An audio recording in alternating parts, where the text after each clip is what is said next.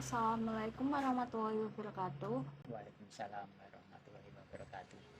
Pemirsa dimanapun Anda berada, terutama para petani dan pemerhati pertanian, pada kesempatan kali ini saya Yahwa akan mewawancarai kembali Bapak Erdarimus Siarbudi SP selaku pengusaha agrobisnis dan pemerhati pertanian.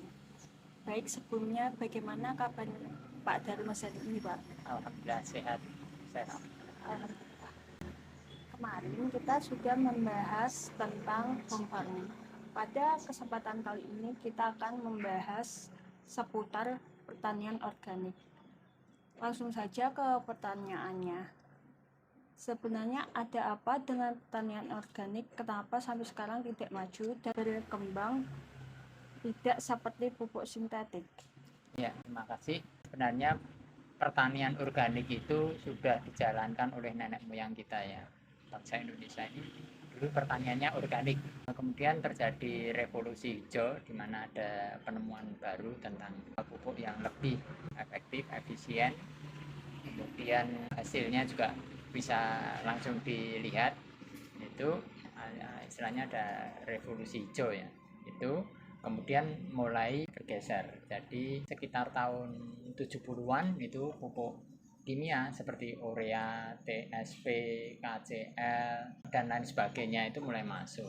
Nah, petani yang semulanya organik itu mulai tergiur untuk menggunakan pupuk kimia yang sintetik tersebut, sehingga penggunaannya mulai menggunakan pupuk tersebut, kemudian mulai sedikit demi sedikit meninggalkan pupuk organik. Jadi petani kita itu menggunakan pupuknya itu ya pupuk kandang, kemudian kompos atau sampah-sampah itu sebagai pupuk. Nah, kemudian dengan adanya pupuk kimia sintetik itu mulai menggunakan. Nah, jumlah penggunaan pupuk organik atau pupuk alami ini mulai berkurang, sehingga petani mulai mengandalkan pupuk kimia tersebut. Nah, akhirnya dampak penggunaan pupuk kimia sintetik yang berlebihan ini dampaknya kurang baik terhadap lingkungan, komunitas atau siklus di lingkungan, misalkan di sawah itu mulai terpengaruh. Nah, sehingga dengan lambat laun itu yang waktu itu Indonesia pas puncaknya bisa swasembada beras atau swasembada pangan itu pada tahun 80-an. Nah, itu mulai pas puncak-puncaknya penggunaan pupuk kimia secara berlebihan. Itu. Nah, akhirnya dengan penggunaan pupuk yang berlebihan itu tanah mulai rusak. Ya, jadi tanah mulai rusak karena penggunaan pupuk-pupuk kimia sintetik ya, dengan berlebihan itu. Nah, akhirnya pupuk yang organik itu mulai ditinggalkan. Semacam itu. Jadi kita prihatin dengan kondisi sekarang, penggunaan pupuk organik mulai berkurang. Nah, kemudian sebenarnya ada apa dengan pupuk organik yang saat ini tidak berkembang? Nah, menurut saya, jadi saya melihat bahwa kebijakan pemerintah saat ini untuk mendukung penggunaan pupuk organik kurang. Jadi tidak melibatkan UMKM ataupun pengusaha-pengusaha kecil di bidang pertanian, khususnya perpupukan ini tidak mendapatkan support dengan baik. Nah, karena apa? Ya dari birokrasi pemerintah untuk bisa melempar pupuk ke pasar itu sangat berbelit-belit. Ya, jadi misalkan izin untuk melepas sebuah pupuk atau pestisida organik ini biayanya sangat tinggi. Jadi yang bisa memproduksi pupuk atau melepas ke pasar itu adalah perusahaan-perusahaan besar. Karena apa? Biayanya terlalu tinggi. Sedangkan UMKM atau petani, yang mungkin petani itu sebenarnya ada yang punya produk yang lebih bagus, kadang lebih baik. Tapi karena apa, birokrasinya, ini harus ada aturan dari BINUS, dari Depkan untuk izin. Nah, petani ini tidak berani untuk melepaskan. Karena apa? Dendanya sangat tinggi.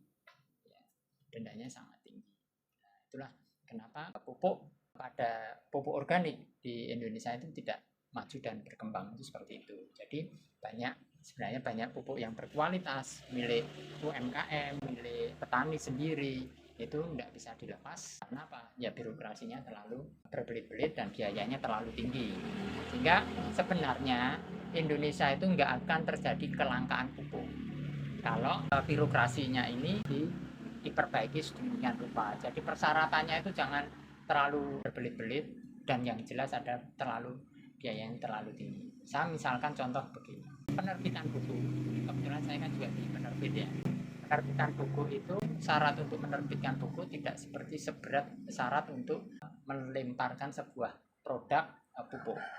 Kalau di buku itu cukup dengan data perusahaan yang jelas, misalkan nama penerbitnya, kemudian sesuai dengan standar yang telah dikeluarkan oleh Dikti atau bidang kurikulum, kemudian kalau perlu di ISBN kan dari Perpusnas, nah itu sudah cukup. Nanti dilempar ke pasar atau ke sekolah.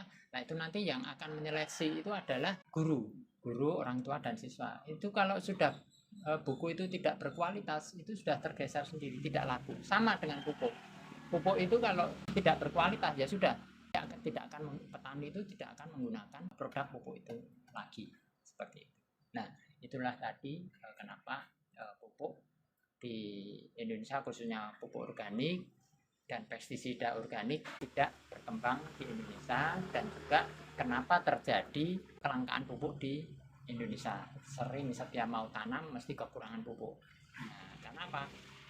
Pihak UMKM yang jumlahnya lebih banyak atau petani kecil itu tidak dilibatkan.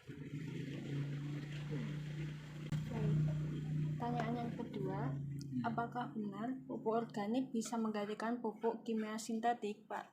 Ya, sebenarnya pupuk organik itu bisa menggantikan ya, 100% bisa. Jadi saya ini hampir 99% itu tidak menggunakan pupuk kimia sama sekali, apalagi pestisida itu sama sekali. Nah, sama seperti zaman dulu itu belum ada pupuk sintetik kimia itu, petani yang menggunakan pupuk organik. Hanya saja ini perlu telatenan, karena kita ibaratkan ya antara pupuk organik dengan pupuk kimia sintetik itu seperti kalau pupuk organik itu beras ya, beras itu bagi kita itu tidak bisa langsung kita makan.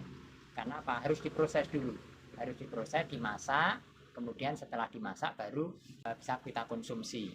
Nah itu pupuk organik itu seperti itu. Jadi kalau petani menggunakan pupuk organik disebarkan gitu ke tanaman, misalkan ke tanaman padi, itu tidak langsung kelihatan hasilnya.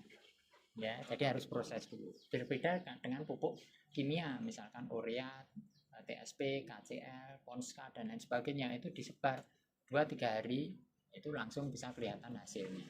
Nah, seperti itu. Jadi memang kelemahannya dengan penggunaan pupuk organik ini, jumlahnya kebutuhannya lebih banyak, kemudian prosesnya itu juga cukup agak lama, jadi perlu proses gitu aja. Dan sebenarnya pupuk organik ini bisa menggantikan 100% penggunaan pupuk kimia. Demikian penjelasan seputar pertanian organik, semoga dapat memberi manfaat untuk kita semua. Terima kasih kepada Bapak RD Romes sudah bersedia untuk diwawancarai. Terima kasih juga para pemirsa sudah menyimak video ini. Mohon maaf jika ada salah berucap. Jangan lupa like dan subscribe untuk mendukung channel ini. Wassalamualaikum warahmatullahi wabarakatuh. Waalaikumsalam warahmatullahi wabarakatuh.